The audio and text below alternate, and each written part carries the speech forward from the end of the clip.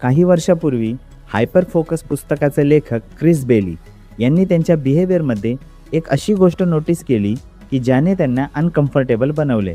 ते बोलतात की त्यांचे जीवन सिरीज आणि स्क्रीन बनली आहे. आता सिरीज आणि स्क्रीनला घेऊन त्यांचा काय अर्थ होता? ते सकाळी उठल्यापासून ते रात्री झोपेपर्यंत कोणत्या ना कोणत्या स्क्रीनला बघत राहायचे. पहिली स्क्रीन होती त्यांचा मोबाईल फोन. त्यांचा दिवस सुरू होत होता त्यांच्या अलारामपासून, जो त्यांच्या मोबाईल फोनमध्येच सेट होत होता. मग ते उठल्यावर लगेच त्यांचा फोन चेक करायचे. ते इंस्टाग्रामवर कुकिंग व्हिडिओ बघायचे, वेगवेगळे ॲप बघायचे आणि जेव्हा उठून नाश्ता बनवायची वेळ यायची तेव्हा ते कुकिंग करतेवेळी अजून एक स्क्रीन बघायचे. ती स्क्रीन होती त्यांचा आयपॅड, जो त्यांच्या किचन काउंटरवरच ठेवलेला असायचा.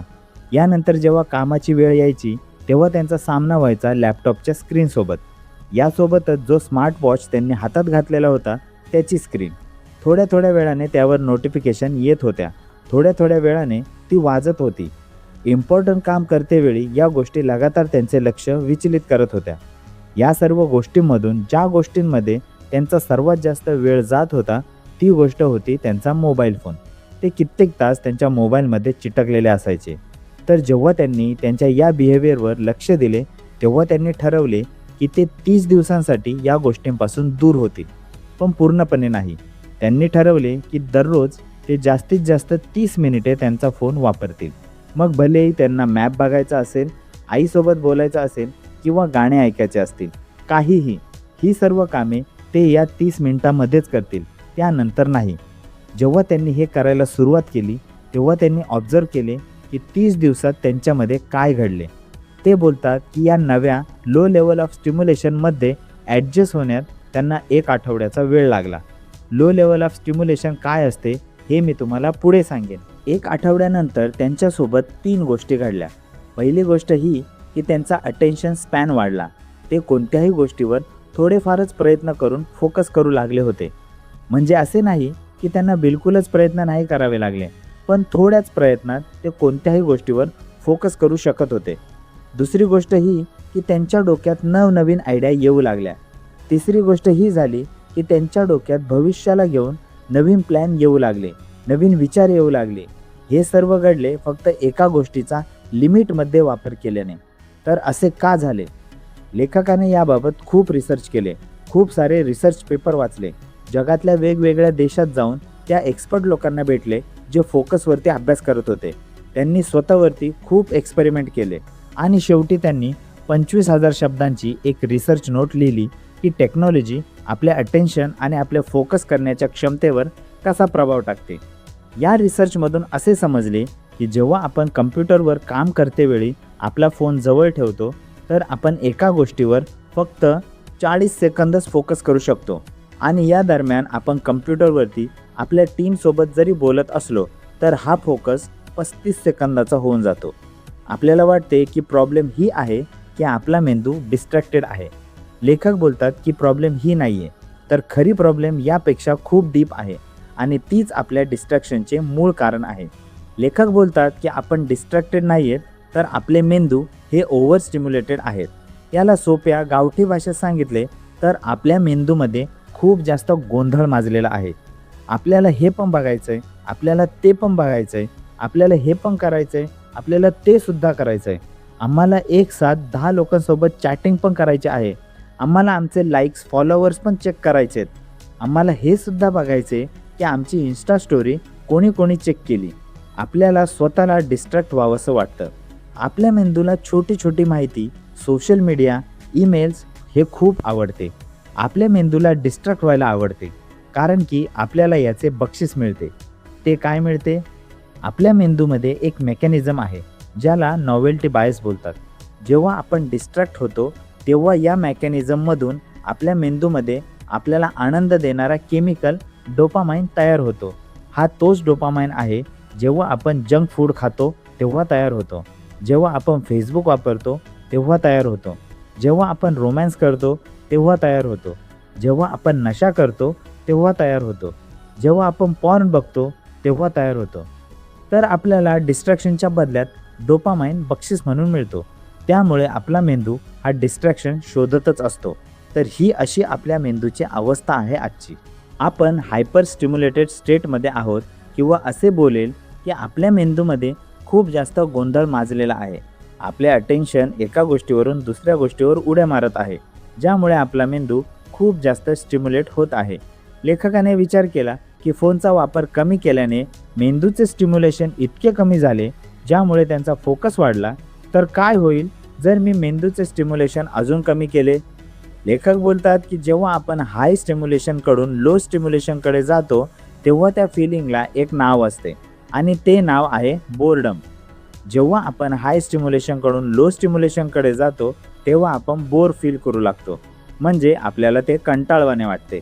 तुम्ही नोटीस केले असेल की जेव्हा आपण आठवडाभर काम केल्यानंतर संडेला जेव्हा तुम्ही आराम करता, तेव्हा तुम्हाला बोरिंग वाटते. लेखकाने स्वतःला अजून जास्त बोर करण्यासाठी अजून दुसरे काम केले. त्यांनी ठरवले की 1 महिनाभर दररोज 1 तास ते स्वतःला बोर करतील. एक दिवस त्यांनी 1 तासभर आयट्यून्सच्या टर्म्स आणि कंडिशन वाचल्या, जे जगभरातच कदाचितच कोणीतरी वाचत असेल. एक दिवस त्यांनी 1 तास पायच्या पहिल्या 10,000 डिजिटमध्ये 0 काउंट करत घालवला. एक दिवस 1 तास ते फक्त घड्याळाचा टिकटिक आवाज ऐकत राहिले. अशाच बोर करणाऱ्या वेगवेगळ्या गोष्टी ते 1 महिनाभर करत राहिले आणि त्यांनी तेच फरक नोटीस केले जे त्यांनी मोबाईल फोनच्या एक्सपेरिमेंटमध्ये नोटीस केले होते. त्यांच्या मेंदूला 1 आठवडा लागला या नवीन लोअर लेवल ऑफ स्टिम्युलेशनमध्ये ॲडजस्ट होण्यात. रिसर्चमध्ये असे समजले आहे की आपल्या मेंदूला पूर्णपणे शांत होण्यासाठी 8 दिवसांचा वेळ लागतो. उदाहरणासाठी आपण सुट्ट्यांमध्ये फिरायला जातो. लेखक बोलतात की या सुट्ट्या जास्त असल्या पाहिजेत, 8 दिवसांपेक्षा जास्त असल्या पाहिजेत.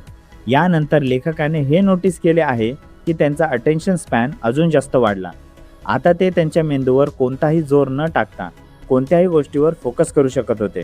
असे यासाठी नव्हते की त्यांच्या आजूबाजूला खूप कमी डिस्ट्रॅक्शन होते, तर असे यासाठी होते की कारण की त्यांचा मेंदू आता खूप कमी स्टिम्युलेटेड होता आणि यामुळेच तो कमी डिस्ट्रॅक्शन शोधत होता.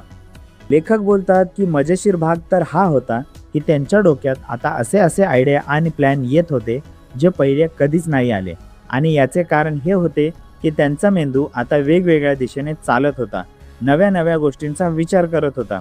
लेखक बोलतात की तुम्ही जरा आठवा की जेव्हा तुमच्या डोक्यात एखादी बेस्ट आयडिया आली होती, तेव्हा तुम्ही काय करत होते. होऊ शकते की तुम्ही सकाळी आंघोळ करत असणार किंवा चालत असणार आणि त्या दरम्यान तुमच्या डोक्यात एक आयडियाची सिरीज आली असेल, ज्यांना मिळून ती एक बेस्ट आयडिया बनली असेल. फेमस नॉवेल रायटर थॉमस मन यांना त्यांच्या कित्येक नॉवेलच्या ग्रेट आयडिया या चालत्या वेळेस आल्या होत्या. त्यांचे एक वाक्य पण आहे की thoughts come clearly while on walk. लेखक बोलतात की हे एक मोड आहे ज्याला स्कॅटर्ड फोकस मोड बोलतात. ते बोलतात की जेव्हा आपण जाणून बुजून आपल्या मेंदूला भरकटवतो, त्याला वेगवेगळ्या दिशेने विचार करण्याचे स्वातंत्र्य देतो, तेव्हा हा नवीन आयडिया घेऊन येतो, नवीन प्लॅन बनवतो. इथे एक्सटर्नल डिस्ट्रॅक्शनची गोष्ट नाही सांगितली जात, जसे की आपल्याला सोशल नेटवर्किंग ॲप प्रत्येक मिनिटाला नोटिफिकेशन पाठवून डिस्ट्रॅक्ट करतच असतात. इथे गोष्ट होत आहे माइंड वंडरिंगची, म्हणजेच मेंदूला वेगवेगळ्या गोष्टींचा विचार करण्याचे स्वातंत्र्य देण्याची. जेव्हा आपण आपल्या मेंदूला हे स्वातंत्र्य देऊन टाकतो, तेव्हा ते 3 ठिकाणी जातो. आपण आपल्या भूतकाळाबद्दल विचार करतो, आपण आपल्या वर्तमानाबद्दल विचार करतो आणि आपण आपल्या भविष्याबद्दल विचार करतो. आपल्याला वाटते की आपण आपल्या भूतकाळाबद्दल जास्त विचार करतो, पण खरं पाहता आपण भूतकाळाबद्दल वेळेच्या 12% विचार करतो. वर्तमानाबद्दल आपण वेळेच्या 28% विचार करतो आणि भविष्याबद्दल आपण भूतकाळ आणि वर्तमान काळ दोघांना मिळून त्यापेक्षा जास्त विचार करतो, म्हणजेच 40% विचार करतो. सकाळ होताच आपण पुढच्या येणाऱ्या दिवसाचा विचार करू लागतो. आपण अंघोळ करत असतो तेव्हा आपण आपल्या दिवसाची प्लॅनिंग करत असतो. याला प्रोस्पेक्टिव्ह बायस असे बोलले जाते. तुम्ही हे नोटीस केले असेल की ही नंबर मिळून 100 नसतील बनत, याची टोटल होते 88%. हे यासाठी आहे की बाकीच्या वेळेचे 12% ब्लँक असतो, यात काहीच विचार नाही केला जात. लेखक बोलतात की जेव्हा ते विणण्याचे काम करतात तेव्हा त्यांचा मेंदू खूप काही विचार करतो. त्या दरम्यान त्यांना खूप काही आयडिया येतात. विणकाम हा त्यांचा आवडता छंद आहे. ते विमानात विणकाम करतात, ते ट्रेनमध्ये विणकाम करतात, ते हॉटेल रूममध्ये विणकाम करतात. त्यांच्यासाठी विणकाम हे एक असे काम आहे ज्यामुळे ते शांत होतात. या दरम्यान ते त्यांच्याजवळ एक नोटपॅड ठेवतात. कारण की विणकाम करतेवेळी त्यांच्या डोक्यात खूप सारे आयडिया येतात. ते बोलतात की गरजेचं नाही आहे की तुम्ही सुद्धा विणकाम करावे. तुमच्यासाठी हे दुसरं काही असू शकते. होऊ शकते की हे थोडा जास्त वेळ अंघोळ करणे असेल. होऊ शकते की हे थोडे जास्त वेळ चालणे असू शकते.